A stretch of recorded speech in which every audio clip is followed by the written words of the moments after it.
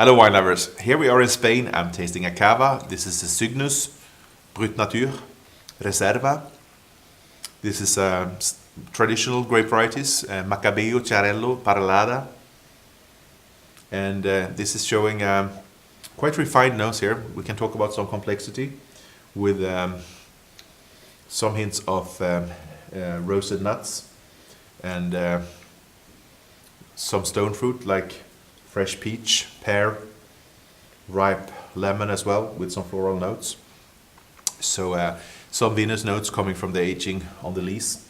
Obviously, some butter, a slight hint of croissant or brioche.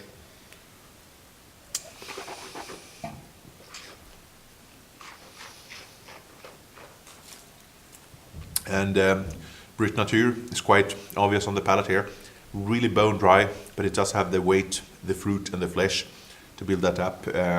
More restrained fruit on the palate here with green apple and pear.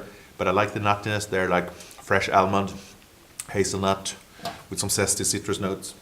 Good integration of the bubbles and really fresh and zesty on the finish.